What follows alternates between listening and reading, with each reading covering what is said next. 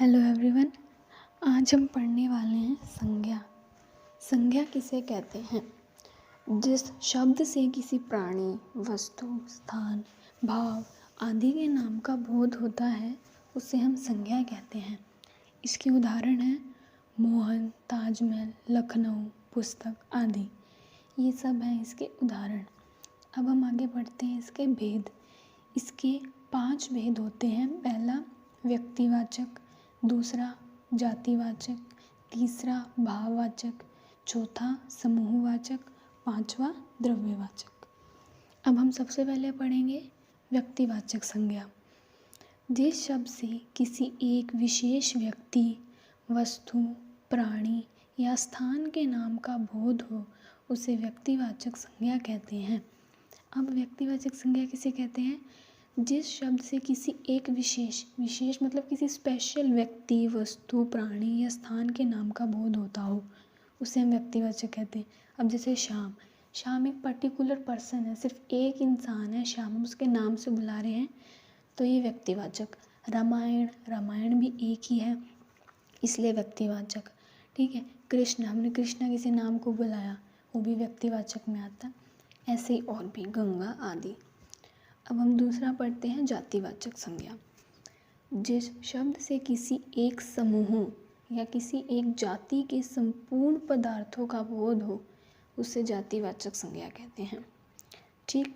जातिवाचक संज्ञा जिस शब्द से किसी एक समूह, किसी एक पूरी समूह यानी एक कम्युनिटी, किसी समूह के बारे में हमें बोध होता हो उसे हम कहते हैं जातिवाचक। जैसे गाय।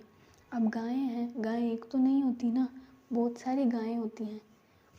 कोयल भी एक नहीं होती, वो भी बहुत सारी होती है। तो हम कम्युनिटी की बात करें। अगर हम पक्षी लें तो पक्षी भी हैं, लेकिन अगर पक्षी में किसी एक पर्टिकुलर पक्षी का नाम लें जैसे कि कोयल तो वो व्यक्तिवाचक में आ जाता है। जातिवाचक मतलब है गाय है तो सारी गायें।